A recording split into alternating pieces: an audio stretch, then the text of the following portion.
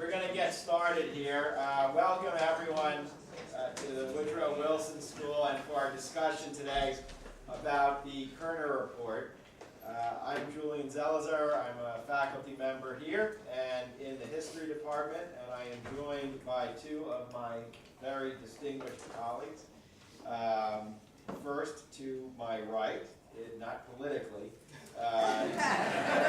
seat-wise, Dr. Eddie Blau is the chair of the Department of African American Studies and the William Todd Professor of Religion and African American Studies. His new book, some of you might have read or heard about, Democracy in Black, How Race Still Enslaves the American Soul, which has been receiving a lot of attention, but more important, generating important discussions, which we all strive to.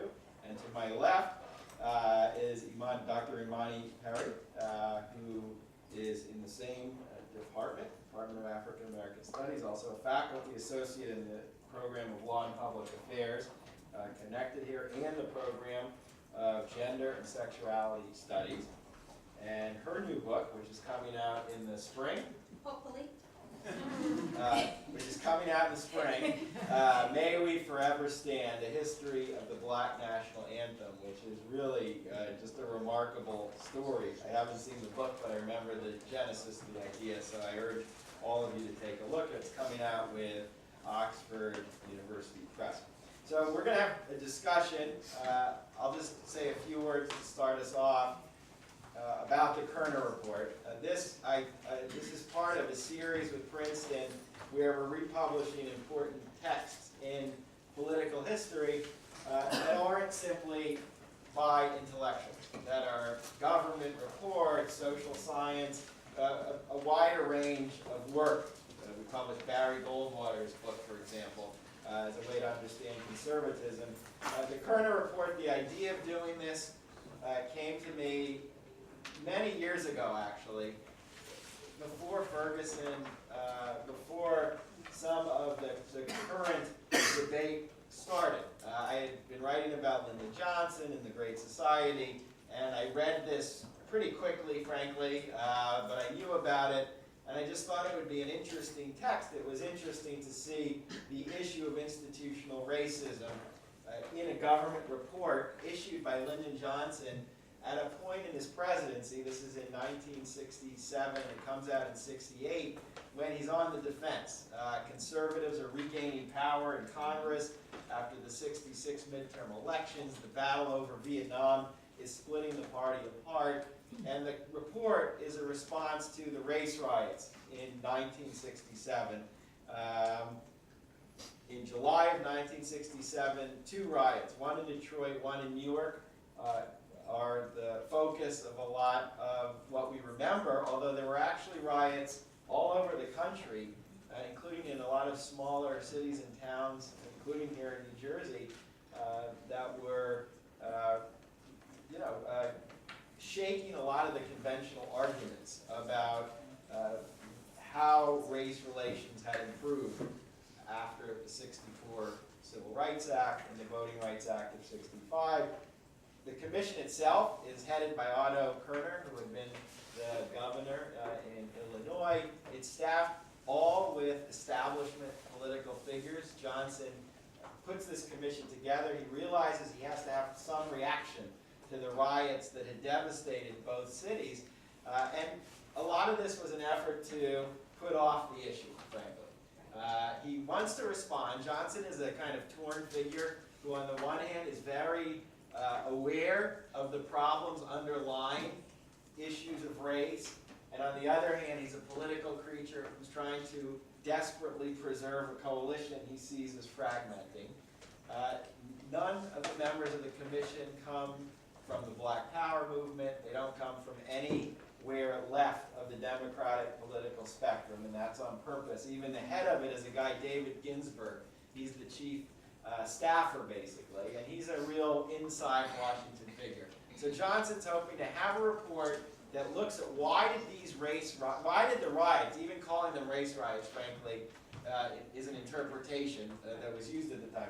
Why did the riots happen? What was going on in race relations in these and other cities?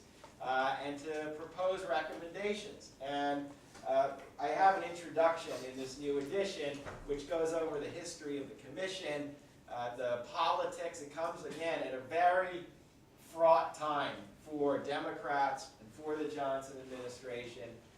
Johnson watches as the report unfolds. Initially, there's an early version of the Kerner Report that the staff, the social scientists working on the staff, produce, which is very radical. It basically blames the Great Society for being inadequate and in some ways, creating the kind of disappointment that was at the heart of some of the conflict. It also argues in pretty provocative language that rioting is a rational political response to the condition that the communities faced in these cities, and it talks a lot about the structure of racism and how that works from housing to employment. That early version is jettisoned because the head of the staff says this isn't going to fly, and at a minimum, Lyndon Johnson won't accept a commission report that criticizes the Great Society. So the next report finally comes out. It's softer in many ways, but it's actually, I find it to be a really kind of amazing study and look and discussion of institutional racism in the late 1960s.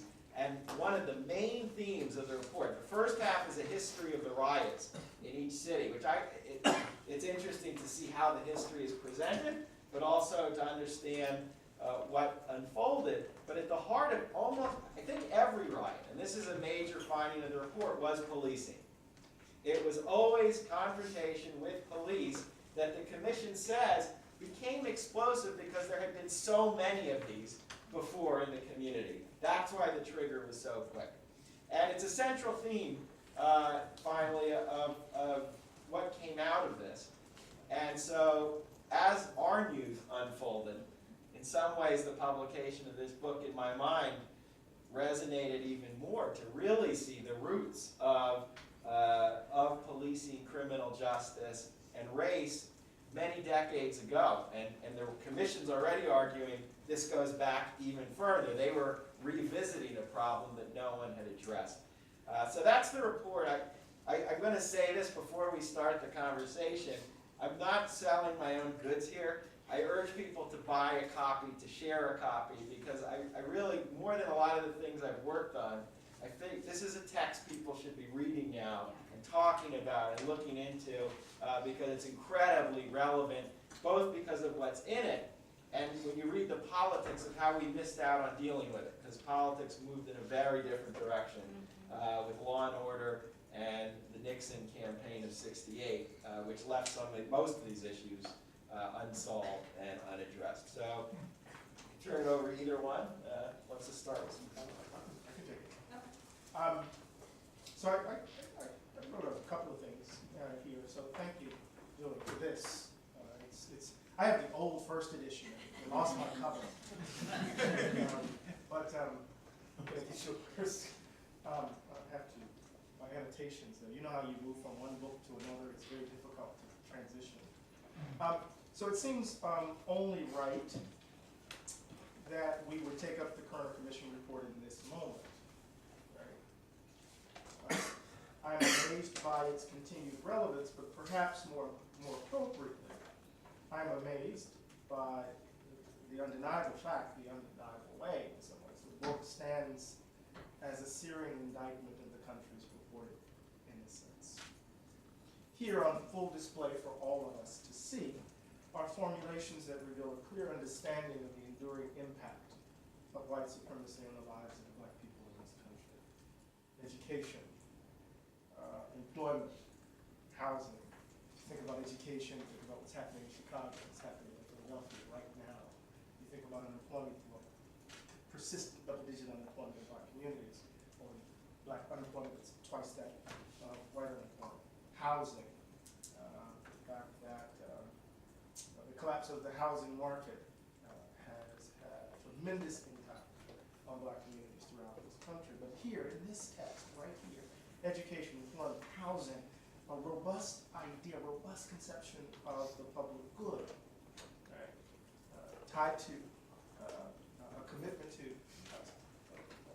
strong social safety net, right, are among the answers provided here to the urban rebellions of the period. But what was embraced reveals instead, I think, the disfigured soul of this nation. And on a more surface level, the limits of the body politic, the limits of racial liberalism itself. Because, you know, of all the recommendations to be given life from the Kerner Commission report, the ones that have that survive to this day are principally the ones around police. Can I say that again? Can you hear me? No, not at all. All right, so I hate this. No, so I was going to say that what I'm saying is that it's amazing to read this book in this moment. The book is kind of evidence of the illusion of American innocence. That its recommendations around education, its recommendations around housing and employment, its insistence on a notion of a robust idea of the public good, of a serious and strong social safety net, right, all reveal, in some ways, are provided at least as answers to the urban rebellions of the period. But what was embraced as a result, what the recommendations that were embraced revealed to my mind the disfigured soul of this nation, and on a more surface level, the limits of the body politic, the limits of racial liberalism. That of all the recommendations to be given life from the Kerner Commission, the ones about policing are the ones that survive to this day. Ironic, isn't it, that the evidence here of our nation's ongoing crime, right, has been republished by Julia. Thank you.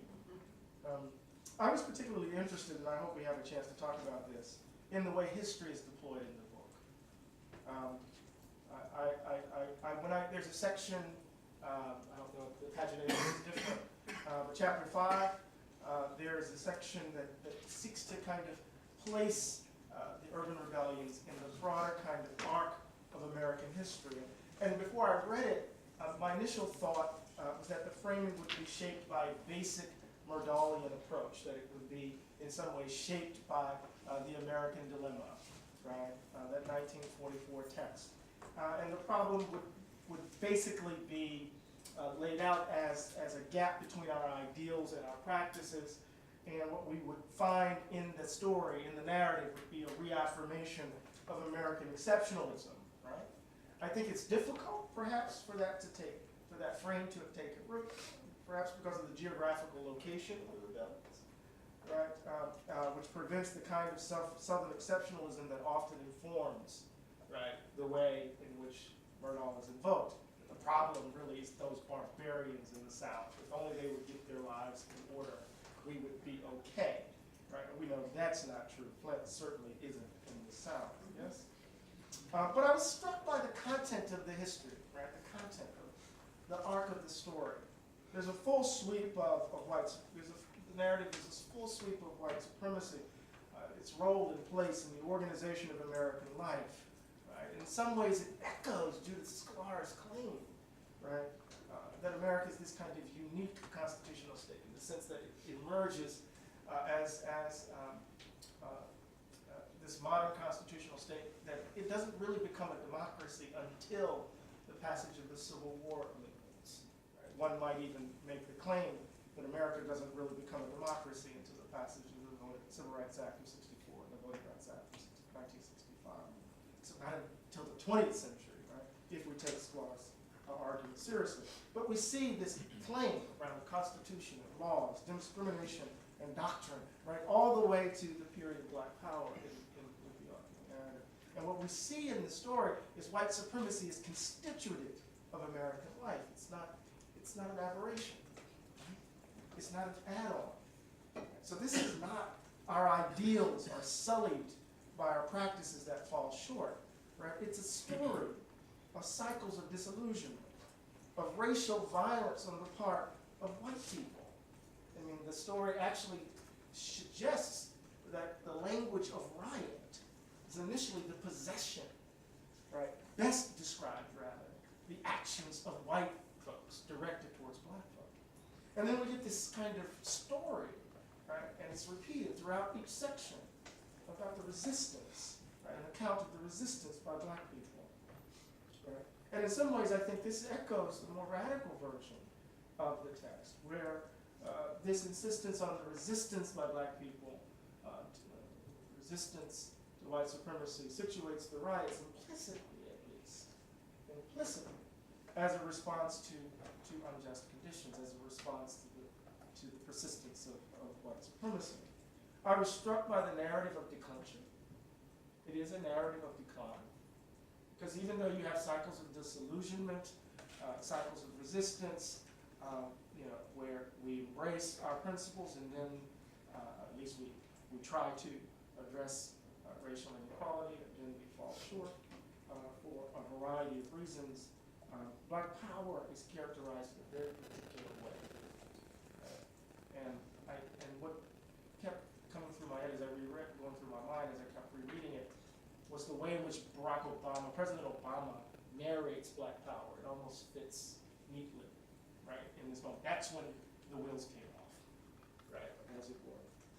Now, what's striking about this history for me is that in the background, of course, it's published in '68, even though there's a kind of characterization of black power as minimally politically, at best politically ambivalent, at worst as bad, right, is that it seems like the work of black studies is actually informing the construction of the narrative, right? Because by 1968, of course, black studies is emerging, right, as a full-blown movement on university and college campuses, even on Princeton's campus.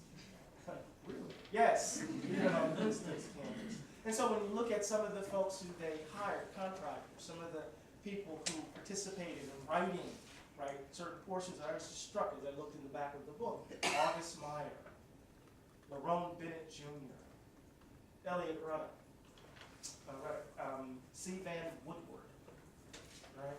People who were instrumental in a kind of recovery of an African American past, even, and white historians, because of the ones I just mentioned, the majority are white. But you also see Herbert Gans and other political scientists who are participating in re-narrating African American activism, agency. So I really wanted to think about what this history is how it frames, right, the recommendations, right, how it reveals what happens when we narrate or re-narrate in a certain way, and what it sets us up to do, and how it sets us up to respond to the problem, persistent problem of inequality. But there are moments in the text that we need to be mindful of. Cultural poverty arguments emerge in chapter 7. What the black ghetto does, what black unemployment generates, a host of bad choices on the part of people who suffer them. Of course, Daniel Patrick Moynihan was also one of the folks who contributed, one of the contracting voices here. But I also was thinking about the analysis of policing, right, in the text. And I couldn't help but think about what Elizabeth Hetton's new book reveals, War on Poverty and War on Crime, which in some ways pushes back, right, our account of the emergence or the frame of the carceral state back to Lyndon Johnson, right? And particularly 1964 and the Forsage Streets Act in 1968, right? That there is, in some ways, the framework of a new form of policing is emerging in this moment, and Law and Order just simply gives it content. In some ways, we tend to begin with Nixon, but Elizabeth and our colleague Naomi Murakawa wants us to push it back to see where, I mean, after all, Naomi's book is entitled The First Civil Right, How Liberals Built Prison America, right? So I was really interested in this, and I was thinking, I know I gotta go and let you, because she's gonna say something much smarter than I am. But I was thinking about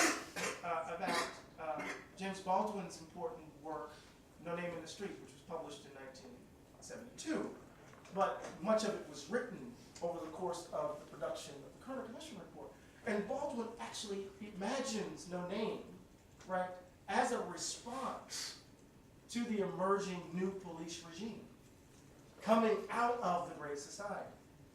And so this moment, right, the one recommendation that survives is policing, not education, not housing, not welfare state, quote unquote, right, but policing and how that actually reveals, right, what we have come to see and experience in our current moment. So there's this phenomenon often when Professor Glaude and I are on panels, we say the same thing. So whoever goes first is it. But we actually have different, there's some different details. She But says I think, that. but thank you for bringing us together to talk about the report. I have really sort of 4 ways of thinking about it that are helpful for me, both in sort of how to place it historically and how to reflect on its relevance for the current moment. So the first is I'm very concerned. I'm always concerned about how we historicize riot or rebellion, right? So there's one way that we can sort of rehistoricize by talking about sort of white mob violence and opposition to efforts to desegregate in northern cities, right, which is part of this history section. But I'm actually interested in May of 1963 as a starting point for this era, right? So that in response to the bombing of the A.G. Gaston Hotel in Birmingham, there is a riot in Birmingham, right? And that is what initiates, that's the cause of JFK and our wants to sort of bring together leaders. RFK actually calls them together in his New York apartment. Baldwin, Lorraine Hansberry, Harry Belafonte, Kenneth and Mamie Clark, et cetera, to talk about the moment in trying to quell more militant, more rebellious activity, and because of a fear that riots will spread north. Right? September, we don't talk about, in that March on Washington is August, September of 63, there's the bombing of 16th Street Baptist Church. There's another riot in Birmingham, right? We don't talk about the history in that way. And then July 2nd, 1964, Civil Rights Act is passed. 2 weeks later to the day, Harlem riot in response to the shooting of a 15-year-old child police officer. August 11 of 65, passage of the Watts riot begins is 5 days later after the passage of the Voting Rights Act. So, and again, before King is killed in Memphis, right, that protest, the sanitation workers, turns into smashing windows down the main drag, Beale Street in Memphis, right? So when I think about, there's two things about this. One is there's a dynamic relationship going on. There's a response to the limitations of the legislative response that's happening in real time these years. Is also the case that we talk about, and it's part of the report, often rioting is non-productive. I want to trouble that conception. There's actually often quite immediate response. The report is one of the explosion in 67 actually produces a federal response. And there's other kinds of responses, right, in terms of affirmative action and hiring and contracting in schools. They are actually, they appear to be more immediate responses to rioting or rebellion. So I want to think about the report in light of actually sort of the idea that that there's this longer dynamic relationship between that type of protest and response. And then the second point I think that is important to keep in mind is the way that we talk about the pivot to Black Power. So the discussion of Black Power and the Commission, and it's often talked about as turning away from the promise of integration. I think instead we ought to think about it as a sense of failure. Right? There's a repeated effort for politics of integration on the part of African Americans, a vision that is presented to the nation about how we might be a better union that is repeatedly rejected, right? Massive resistance in the South to desegregation, mob violence in the North in response to efforts at residential desegregation. And so as a consequence, the pivot, and I think it's consistent with what is described in the history section, the pivot is really in some reimagining given the failure of or the resistance to the project of integration on the part of white America, right, as opposed to often cast in the other way. Okay, so that's just a first sort of contextualizing point. The second thing that I think I find really interesting is the way I find the report really vexing, because on the one hand it's this extraordinary document, right, describing the structure of racialization, the processes of racialization, the project of white supremacy, the way exclusion functions. And yet at the same time, it's really good at naming the sources of inequality, but it also consistently traffics and conceptions of black moral ethic and ethical failure. Right? There's the repeated term of disordered communities in need of control. Right? You get this at various points. Talks about African American people as working hard, but less willing to work hard in comparison to immigrants who will take lower wages and willing to do work that is seen as lower status. The description of the relationship to schooling describes black people as being hostile to education. That's a stereotype that is repeatedly trafficked in despite decades of evidence to the contrary. And so there's a, and I think so there's a sense of, on the one hand, there's I think a really compelling account of how we get to be where we are, but there's also in it a deficit model applied to Black America, and I want to come back to that fourth point, but so I just want to put that on the table.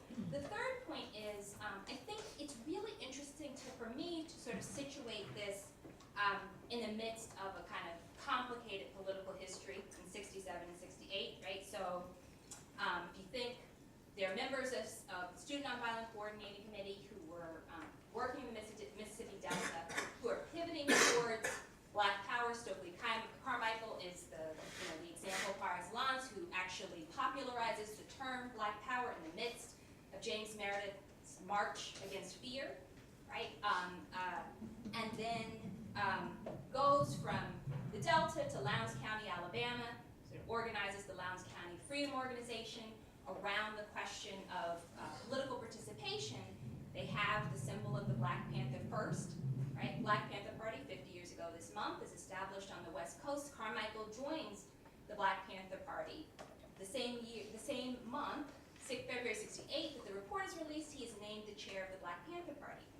I think this is interesting, right? Not just because there's a skepticism, a deep skepticism or conception of Black power as dangerous, but also in terms of what's happening legally. So in the 1967 Supreme Court term, there are two cases, Berger v. New York, Katz v. United States, that are both cases about electronic wiretapping. Sort of time to think about this now.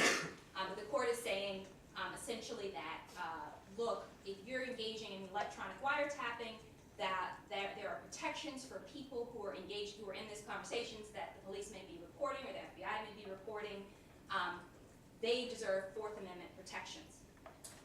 The 68 crime bill that LBJ passes, when we talk often about the police recommendations, but there's a provision in them that makes an exception to that interpretation that is saying, if there's a threat to national security, we actually, it's sort of under the plenary power of Congress, we get ourselves out of having to afford people Fourth Amendment protections against search and seizure.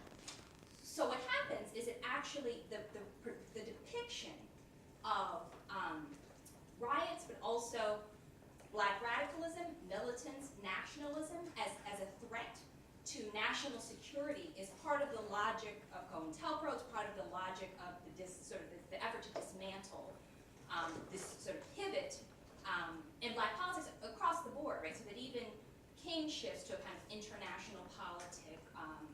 It's a kind of anti-colonial, anti-neocolonial politics. So, so I think that's on the one hand, right? So that the report recommends integration. It recommends lots of programs about sort of addressing systematic inequality. On the other hand, it really does present a terrifying picture to the American public that can easily be construed as as a threat to national security, right? There's these warnings. We don't do anything about this, everybody's going to get caught in this mess, right?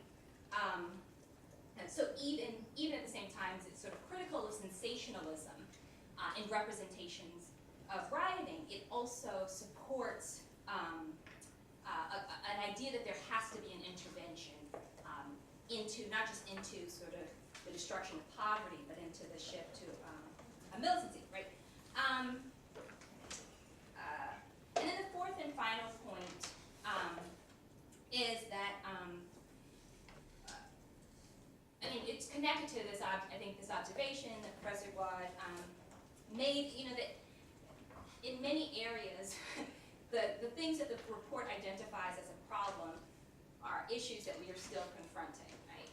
Policing, unemployment, housing, education, etc. So much remains unchanged. And so for me, the question I ask myself repeatedly today is what frame I place on artifacts like this, right? So this report is a historical artifact. It's research, but it's also an artifact, right? So in the past, I looked at this and other reports, you know, the reports that preceded it, the reports that followed it, as with respect to their intention and the failure of political will in the aftermath for a number of reasons, you know, the war, the political shifts, all those sorts of things. But now I find myself actually called to think about what is the function of these types of reports in American life, right? Because there's a repetition of reporting on Black people. It's part of 20th century American scholarship, intellectual life. What's their mechanism? What's their effect? And that doesn't hinge upon the question of intent. And so, and I think that despite the many ways in which the report is extraordinary, there's a way in which this and report and others serve to reproduce racial narratives that drive racial disaffection, right? So even though it recommends integration, recommends these programs, in other ways the depiction of life in ghettos is such that you can imagine that it would drive disaffection deeper into American consciousness, and also unintentionally it effectively says we can identify the depth of American racism and of American racial inequality without actually doing anything about it. Okay? We do this over and over and over again in the United States, and so it has a cultural force that is powerful even when it doesn't have a kind of coercive corrective force. Thank you, both of you. Those are terrific comments. I'm going to say a few disconnected things, and then let's have questions. You don't have to stand up and line up by a mic either. Raise your hand. To Amani's last point, the report actually, at the beginning, they quote Kenneth Clark, who appears, and he said, I read the report of the 1919 riot in Chicago, and it is as if I were reading the report of the investigating committee on the Harlem riot of 35, the report of the investigating committee on the Harlem riot of 43, the report of the McCone Commission on the Watts riot, which was very different in tone. Yeah. That was a report that blamed, it was based on something called riffraff theory, that outsiders and agitators were behind it. And he said, I must again in all candor say to you members of the commission, it is a kind of Alice in Wonderland, with the same moving picture reshown over and over, the same analysis, the same recommendation, and the same inaction. So that just came out. Just a few quick thoughts. I mean, I think one part of the comment which is really interesting, it's obviously, part of the report is about the limits of liberalism at this period. And it's the intentional limits of liberalism, the ways in which A, some of this was just not dealt with at the time, B, the way in which the recommendations are all still pretty much framed within the New Deal Great Society framework. And then also the other point is the unintentional limits, the way the narrative is constructed in certain ways, the way in which the report itself could be sensational and play into stereotypes, even though I think the commissioners didn't want to do that, because they were wrestling with the Moynihan report, which is on their head. They wanted to move away from cultural, moral explanation of poverty and of race, but I still think they're trapped in it. The other last thing that's interesting to me, I don't have an answer to this. Well, two things. One is my little thing, or my framework for this is the political moment. And I think one of the things we underestimate is how fast the move to the right happened in the mid-60s. And Johnson was very cognizant of this. The midterm elections of '66, the Democrats still control Congress, but there's an increase in the number of the conservative coalition of Southern Democrats and Republicans, and one of the big issues is race. There's a big debate over a housing bill that Johnson proposed in '66, and it fuels backlash in northern states like Illinois. And this is all on Johnson's mind. When he gets the first the report, he's furious. Not because he disagrees with it, but he's like, you're going to embarrass me because I'm never going to get any of this.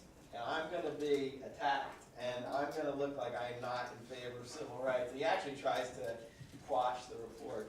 But I think that, including with Hinton's argument, I think that's important to understand the mentality at that moment, just how quick the backlash set in. I mean, the Great Society is a 2-year period, basically. Liberalism was not triumphant. The final thing, which I don't have an answer to, and I'm curious, it's still, even with all the limits and all the flaws, this stimulates the kind of conversation about race which I can't imagine happening today. Absolutely not, yeah. Many decades later. The Washington Post has, they break the first story,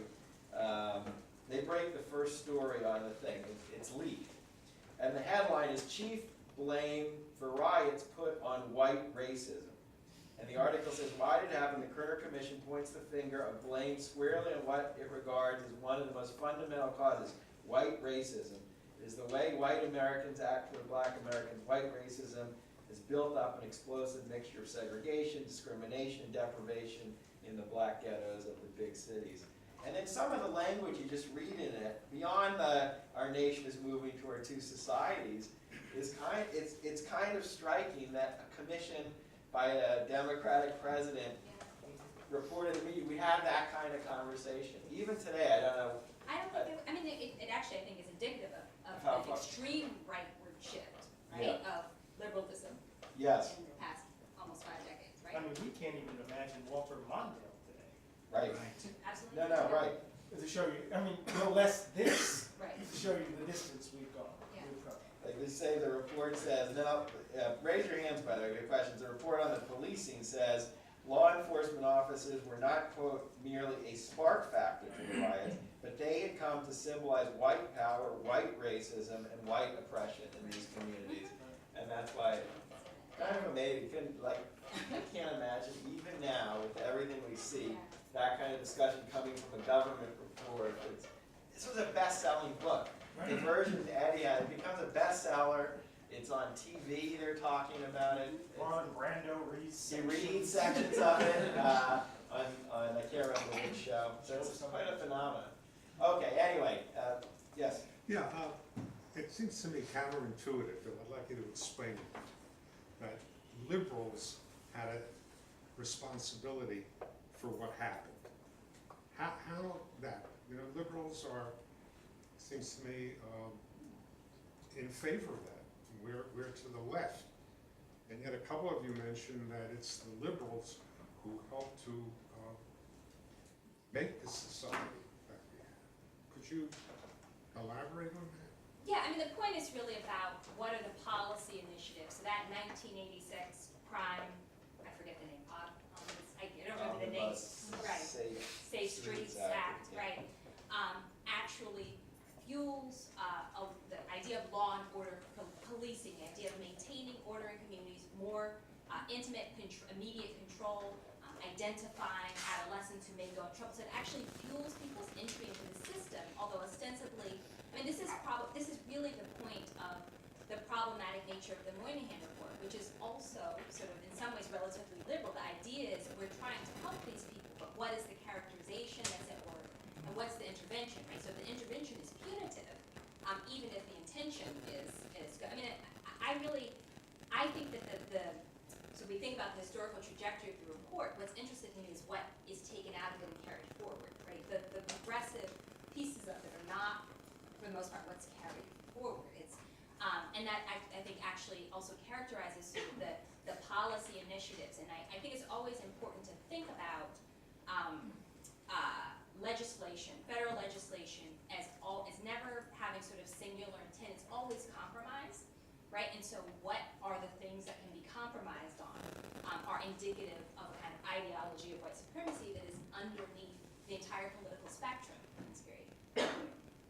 Yeah, I mean, I think one is this argument with a couple new books that are out, that some of the buildup of the carceral state, whatever term you want to use, which had clear racial impact, starts with Johnson. That's the explicit argument. That he's actually, this is part of Johnson, it's part of that. It might be political response, it might be genuine, but it's a war on crime. It starts then, not with Nixon, not with Clinton. I mean, it's very early. Police departments are funded differently. Yeah, I mean, if you read the report, it's kind of amazing because one of the criticisms of the police is the militarization of police forces in the 60s. It's amazing, yeah. It sounds like you're reading it today. So it's going, you can just through the report as a text see this is going on already while he's president. And the second is just ultimately the recommendations are on the one hand bold and on the other hand very amorphous, and let's just do more of the Great Society. So the criticism is they were seeing this problem, how deeply rooted it was, but they weren't willing to go where it was needed to address them. And remember, there is a characterization of those who were engaged in the Black freedom struggle in the mid-20th century as lawbreakers, right? So it's not just, we tend to think of Dr. King's bust as if it was destined. His bust was destined for the White House, right? But there's a characterization of civil disobedience as acts of lawbreakers, right? And this is not just Goldwater, right? This is a general characterization, right? And this gets expressed in these urban riots or urban rebellions. And so what are we going to do with this, right? And so there's a response by Johnson, and what I think some of the new work suggests, right, is that the response generates a whole host of reactions. One might very well be a shift in the very ways in which people statistically account for crime in order to adjust or to respond to the new regulations that could generate funding. So you see in places like New York and Philadelphia, in 1 year, a whole jump in crime, right, which really makes little to no sense, but it actually reflects a different mode of calculating and counting and surveillance. This is one of the arguments in Elizabeth Hinton's text, right?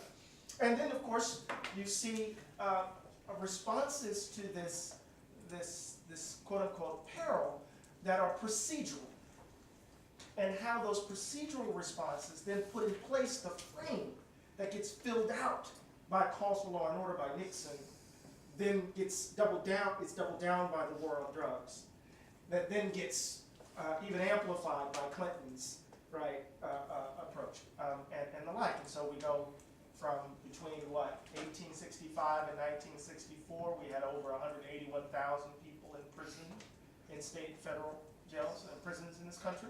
Between 1964 and the Reagan war on drugs, over 251,000 people were incarcerated, right? Just in that period alone, right? To give you a sense. And that's not just simply, this is the point, it's not simply a Republican story, right? And I think part of what's ironic about this text is what lasts, what gets pulled out, are recommendations around policing, even the criticism. So that kind of makes me think about what I view as the limits of liberalism today, right? So we have like a Black president who's seeming to be very unwilling to even talk about the instances of police brutality from the pulpit of the presidency. And then you have a presidential candidate who hopefully, if Hillary wins, had to be pushed to even talk about Black Lives Matter. And so say, Hillary gets in office and the Democrats win one of the houses. I mean, there's nothing stopping, hundreds of Black people being brutalized or murdered by police going forward each year until some law is passed that tries to address it.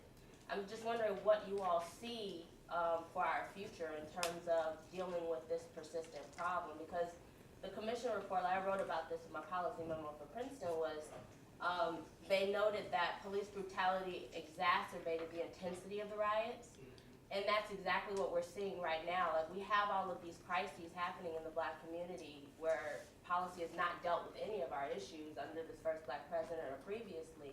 But obviously, like, police brutality is the issue at the forefront of Black consciousness right now. So, like, I don't know what I see except for an exploding pot, you know, that's boiling over right now, and nobody actually trying to deal with it to the point where nobody's even talking about white racism at this point in time. Like, they're not calling it out as white racism in the way that even the Kerner Report wrote about.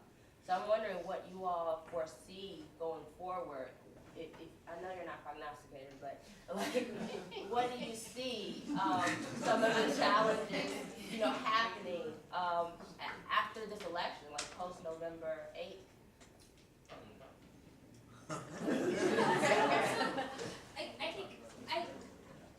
I think one of the things that your point speaks to is sort of what extraordinary strength has been demonstrated by Black Americans over the last 2 years in comparison to 67. Right? I think the second thing is, and this doesn't speak directly to your point, although I think it actually tells us something about why the interventions don't work. So what is the policy initiative that resulted from protests over the last 2 years? My Brother's Keeper, which is about correcting Black people. Not unlike the way, talking about the disorder. So as long as policies are not about how do you directly address, right, the persistence of employment discrimination continues to be a huge issue. Housing discrimination, we have a lot of cases because people tend to settle, but that's still, all these modes, all these forms of exclusion persist, and yet the interventionist imagination is still focused on how do you make Black people better fit. And that's, I think there's lots of research that shows that's not the problem, right? And so I don't know, but I do know, I'm not a prognosticator, but I do know that another model is necessary, a model that has not been pursued, since 1868. Ferguson, Baltimore, Milwaukee, Charlotte, right? I mean, we've seen, right, Black communities in the streets challenging, right, the circumstances of their living, right, and trying to, and of course, all of it spurred by the actions of police.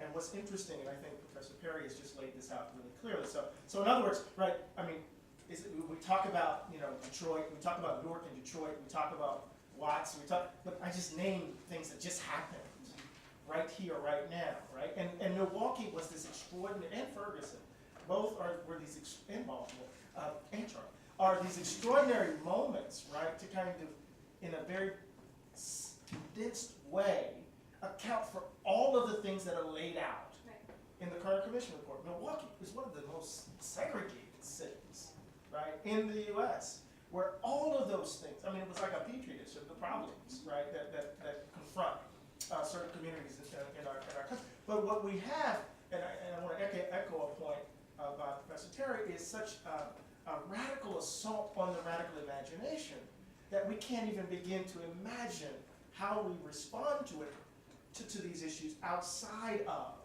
right, a certain standard practice, appealing to private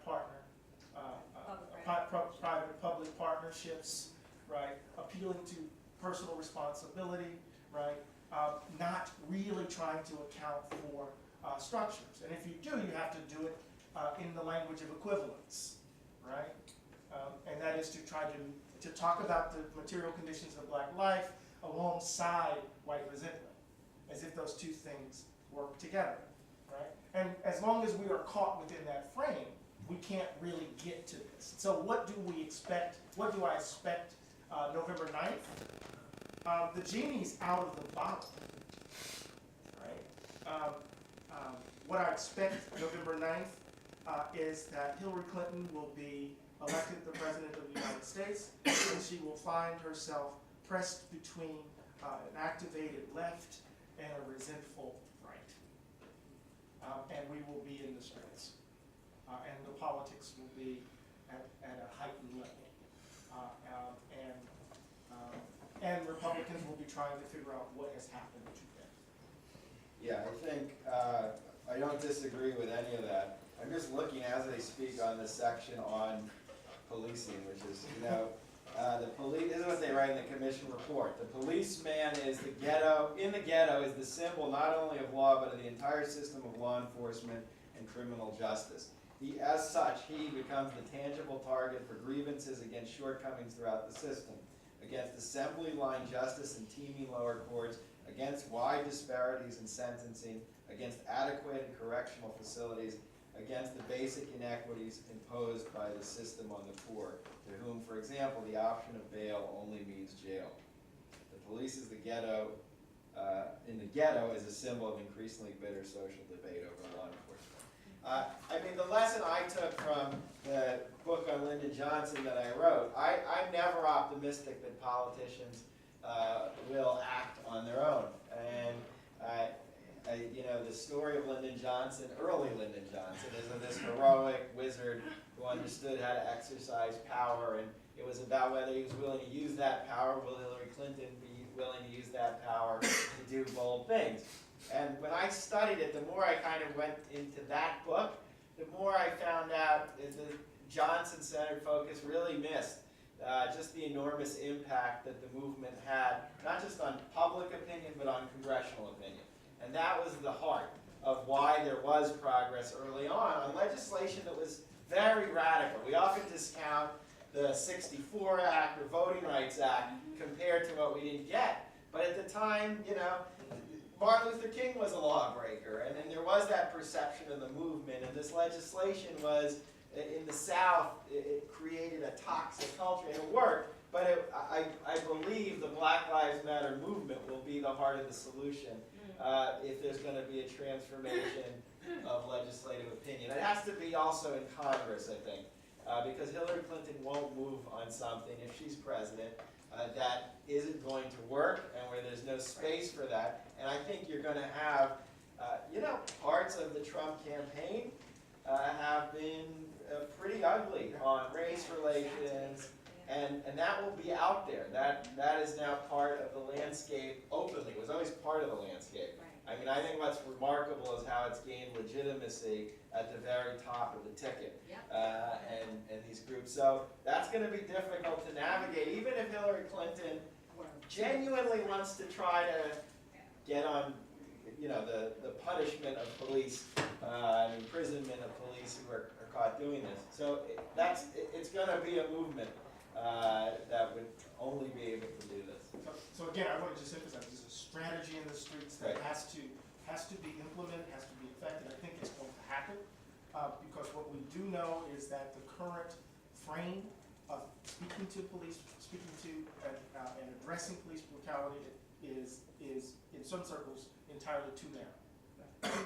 Part of what we're seeing, that description that he just about the police officer being the kind of synecdoche for all that is wrong with criminal justice, we do know that the problem may not very well be mass incarceration. The problem may be proliferating criminalization, creating these encounters between the police where you can just damn near breathe and break a law, right? And the ways in which those encounters have been monetized, and really are born on the backs of poor black, brown, and poor white communities in certain sorts of ways. Unless we begin to talk about decriminalization in a number of different ways, unless we begin to insist that we decriminalize poverty, that we talk about, just a whole host of things that my colleagues have talked about, we will find ourselves in this place, right? So we're going to have to push the conversation beyond safer streets, smarter policing, better training, right? Because all of those are the tropes that were used to expand,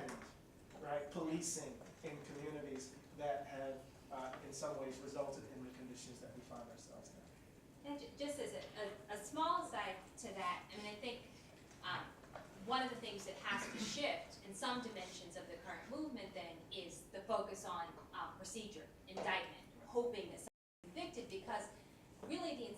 structure is incoherent, right? So if you tell police officers you need to have better training, you need to deal with communities better, but you create an incentive structure where they have to arrest a certain number of people, they're expected to use certain equipment, you actually,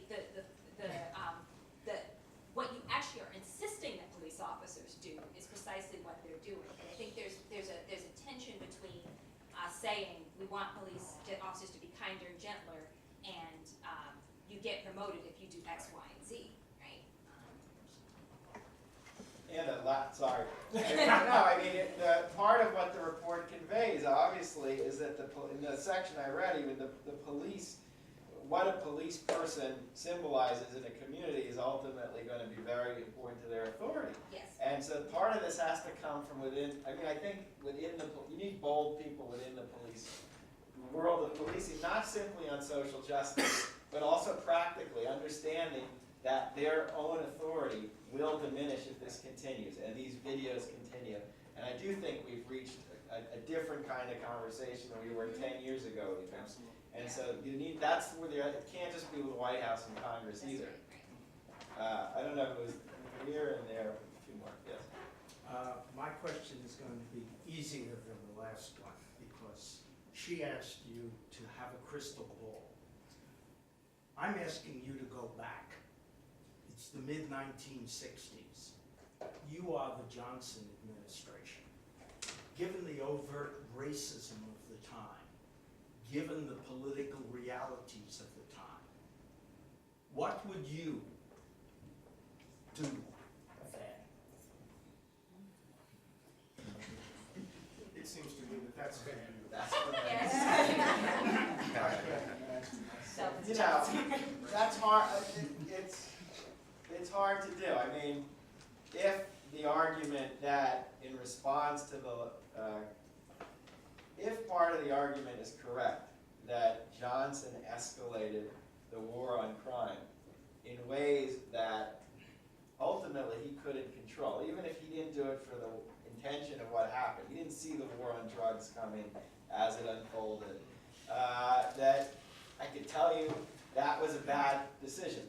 And he was someone sensitive to how the political winds were changing. So that crime bill seems loaded with error. And again, I say that it's hard at the moment always to see where this is going, but I think that was important. The last part of his administration, he was really focused on residential segregation. And he gets a bill in '68. It's a weak bill. It creates the principle of fair housing, and and that's it almost. So what it loses in a 2-year battle that generates a lot of the backlash is any enforcement mechanism, and it narrows down how many houses. There's all kinds of exemptions to what properties type of are. housing, right? And you know, that was, I always feel like, and I write about that in a book I have, how that got watered down, how he lost, how it does expand the number of conservatives. But that was the bill, I think, that was getting at some of these core issues.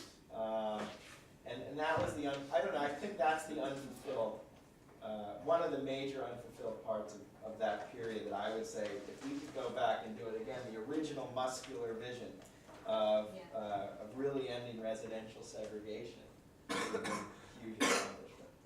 And obviously not getting deeper into Vietnam. So that's the obvious one. I think maybe I'm imputing this to the question, but I think one undercurrent of the question is, what do we do with the limits of the circumstances, of the context within which one acts? And we can render that question as the how will you do it question. And we know that the how question often limits the expression of one's commitments.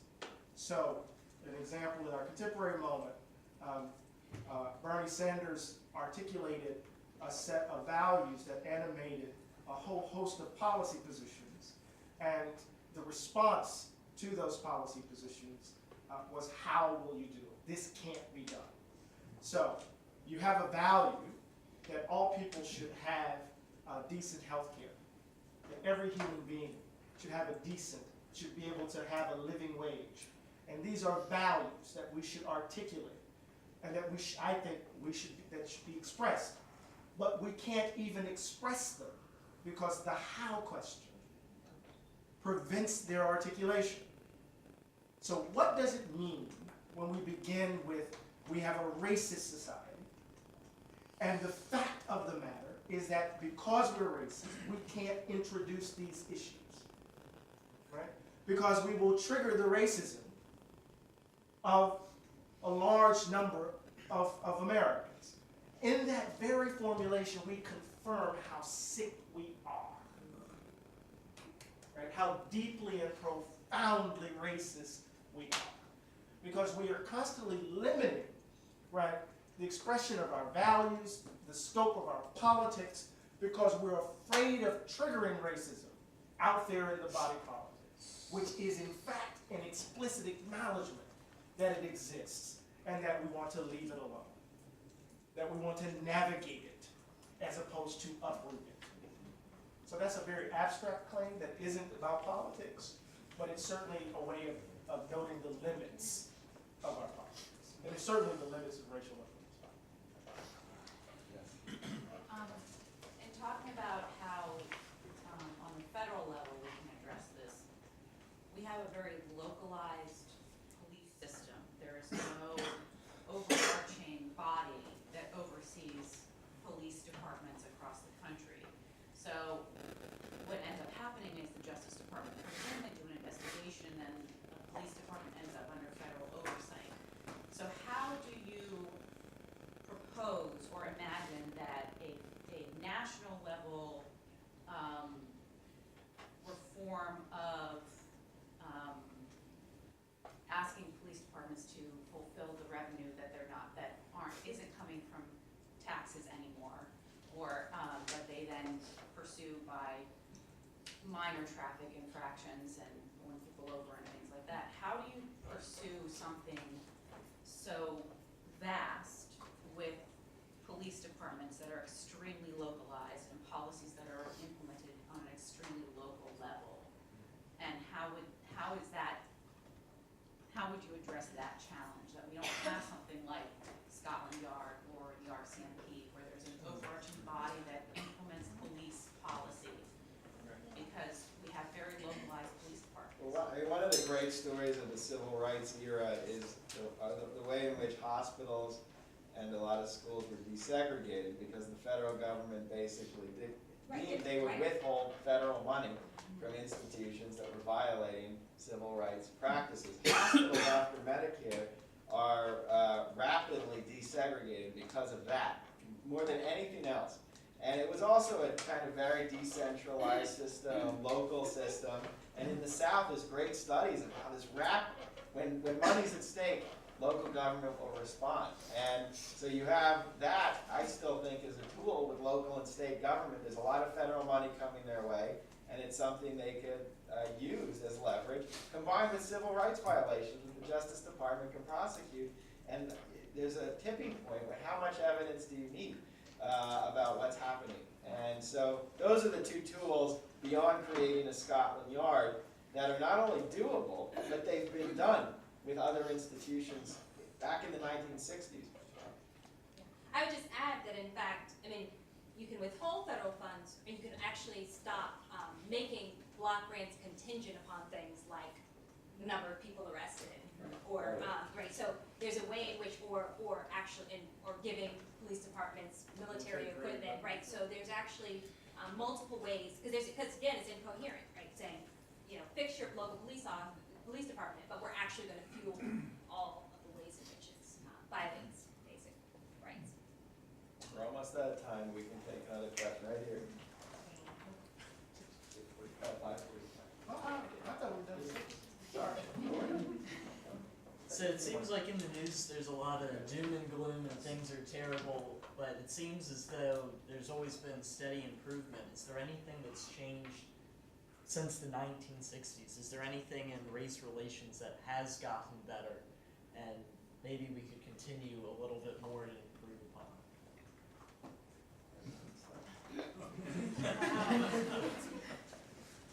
For Black people like us, things are better. So there's access for narrow, so kind of, I talk about it in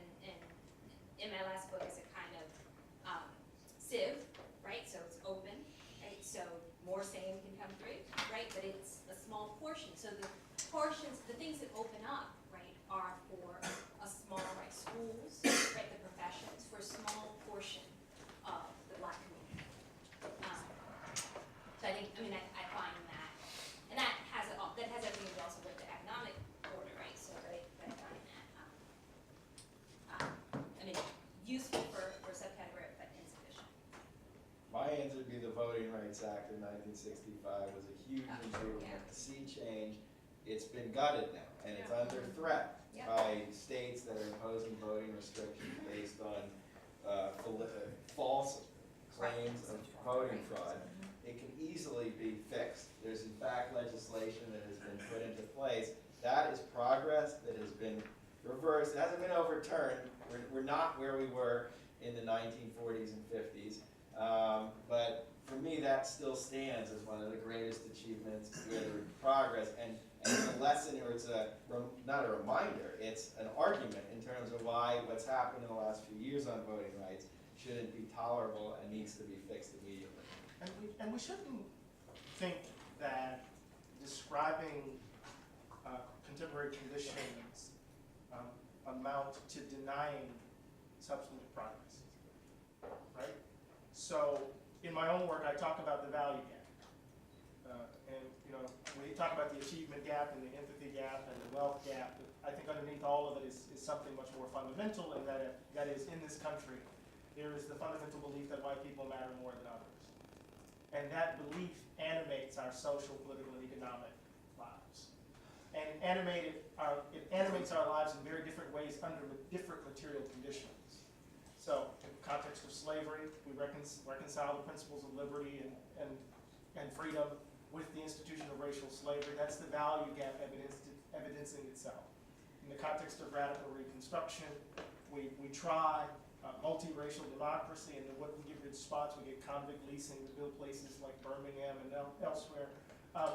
And we get Jim Crow. That's a reassertion of the value gap. What you wouldn't say, right, that 1940 is the same as 1840. Something happened.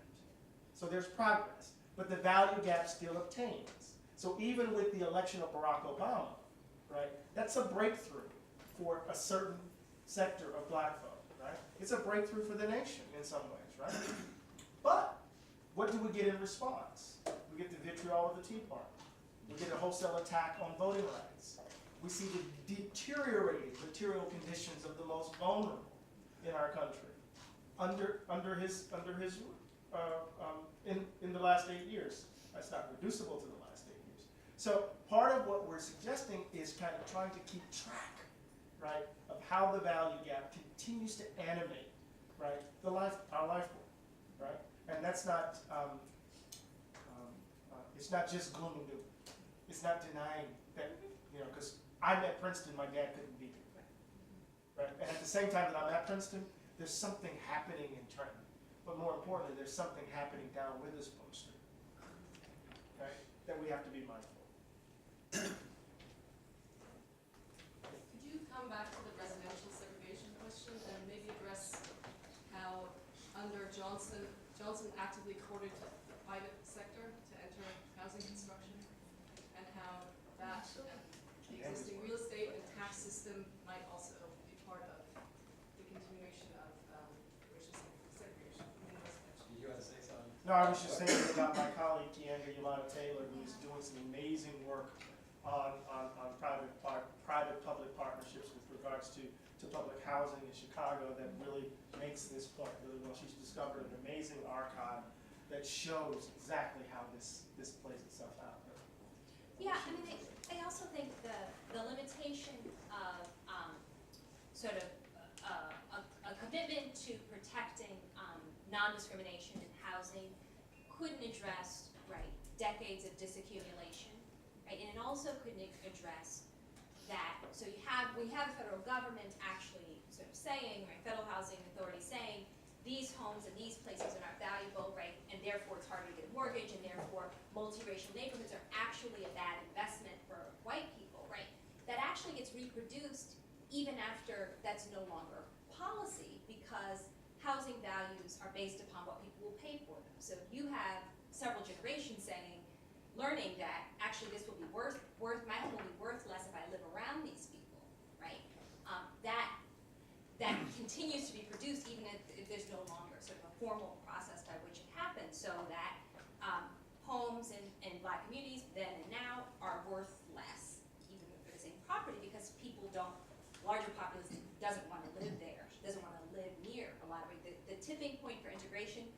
very different for Black Americans and white Americans, right? So the idea of a happily integrated neighborhood for Black Americans, I think, tends to be around 50-50. And for white Americans, it's around 10-15%, people of color, right? So, and that drives movement still. So I think that the limitation is actually that I do think that is a function of the constraint of the politics at the moment. We couldn't create a system that would recuperate all of those years of disaccumulation of value, right? And then you combine that with contemporary practices. I mean, Hudson's Savings, right here in New Jersey, Right. was just sued for redlining 2 years ago. Wait, Redlines. which was the 68 bill was supposed to eliminate. They were just, I mean, There's that's what you, realtor discrimination, right? All those things are still an issue. All this stuff How is do still you get to happening. it, right? It's very difficult. and I say this to my friends on the right side of the aisle. I don't know why I use that phrase. When they bring up black on black crime, I said this before, right? When we think, black on black crime as a response to all the things we've been talking about, that always comes up. But what about personal responsibility? What about the violence in Chicago? And I always say, well, if you really want to address black on black crime, we need to address residential segregation, right? Because we know there's such a thing as white on white crime, right? 83% of white crime is white on white, but we don't use the category, right? So if you want to end black on black crime, let's all move together and we can prey on each other. One last question. Just really an observation, and possibly as I look around the room, there are a couple people who might remember or think about this. I had occasion to reread the report, and then I did something that's in my nature. I looked at who were the members of the commission. And as I look around and the number of women in this room, look up Kitty Payton and wonder, what was Kitty Payton doing on that commission in 1967/68? Who was Kitty Payton? Anyone know who she was? Only woman on the commission. Thought that was rather fascinating. The other side, Professor, is that somewhere along the line today, I think we missed the historical perspective of February, March, and April of '68, Yes. and some of the limitations that President Johnson faced in terms of the Martin Luther King riots, his announcement that he's not running for president again, his personal feeling, and you know more about this than I do, or anyone does. You wrote the book. And then I have to think about, when you talk about open housing laws, as a former long-term resident of the great state of Maryland, Spiro Agnew had the first open housing law in the United States. Need to remind you. Yeah, no, all for the commission members are very interesting. Edward Brooke is the only, and Wilkins were the representatives of the Civil Rights Committee. John Lindsay he's the one who takes over the commission in some ways, which Johnson hates him, because he says he's doing it for his own political purpose. He turns out to be, from the moment, pretty liberal. He lets the social scientists go and says, let's go further. He's the one who coins the famous sentence, because he wants it to have appeal when it comes out. He says if you don't have something catchy and dramatic, the press won't pick up on it. And he pushes for that. And you have William McCullough, who's a Republican in the House, who was a Republican who helped with the Civil Rights Act of '64. All the limitations you're talking about, yes, that's true. Vietnam is creating a limitation by '67 and '68. As I said earlier, the backlash is not simply imagined, it's very real in Congress. Johnson is obsessed with the right, not the left.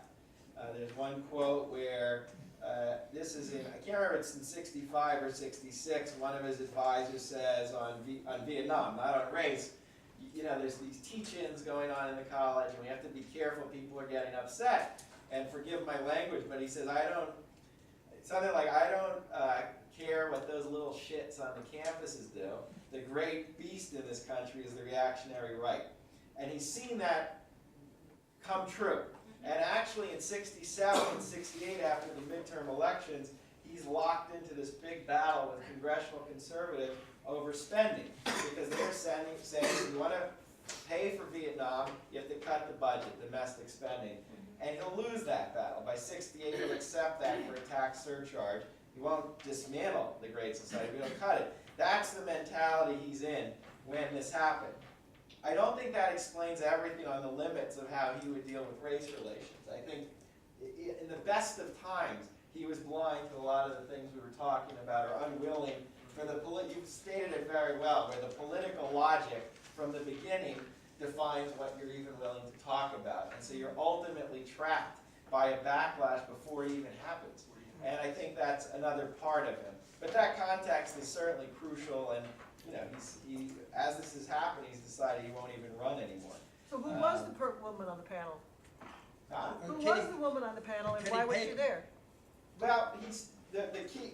I'm going to read you the whole panel, so you know who's on it.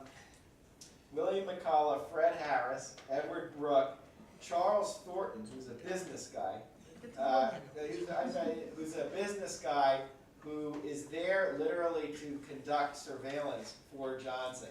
Not FBI surveillance, but to make sure, and then Catherine Payton is there also as an ally to Johnson and to Thornton to make sure that this goes well. And then Herbert Jenkins and I.W. Abel, who's a labor union leader, who's also, though, pretty sympathetic to the things. That's the commission. She's a commissioner of commerce from the state of Kentucky. The business person from Kentucky, pretty not seen as very radical on these issues. But the commission goes in places that the commissioners did not anticipate. And for all the limits, still made an argument which today seems almost impossible. And I just really quickly, I know we gotta go, but just I want to echo a couple of things that have been said so far. Great Society, 2 years. 2 years before they're trying to go after. For basically 2 Yep. years, right? Yeah. Last piece of major legislation that came out of the Great Society, Fair Housing Act of 1968. 12 years later, the Reagan Revolution happened. 12 years later. And so, and in between, right, I'd like to say you get the first neoliberal president with President Carter, right? You get Nixon's call for law and order. There's no wonder we find ourselves in this moment. Just as Kenneth Clark responded to the commission report by citing a history of reports, the great James Baldwin said, America resembles a monotonous minstrelsy. The same old songs, the same dances, the same jokes. We know the script, we've been the script. For so long we can do it in our sleep. No wonder we find ourselves here. Can I just say something really quick? And not fully articulated in my mind, but I think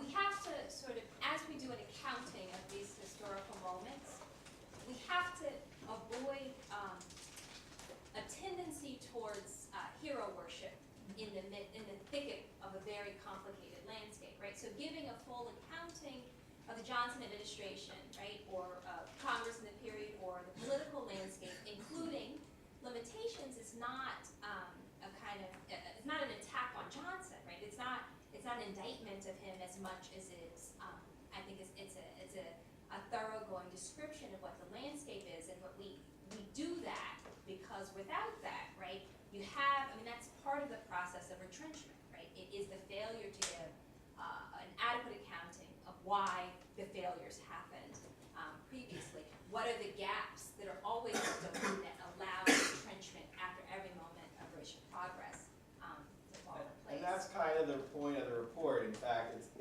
that was the big contribution, is to say we can't focus on the individual president. We can't focus on the year. It's about the way in which white racism has been inscribed from the founding into our very institutions, from the police to the housing. That was a bold argument at the time, but in some ways that was what they were, don't focus on Johnson so much. We have to go much deeper if we're going to address this issue. So on that, we're gonna end it. Let me just say a couple of quick announcements. I come from a family of rabbis. I always have announcements. If you want copies of the book, they are outside. Happy to sign any. I hope you can get them, give them away. Seriously, just I think this is a kind of text people can be learning and generating discussions from. Thank you all for coming. It's nice to see students here too.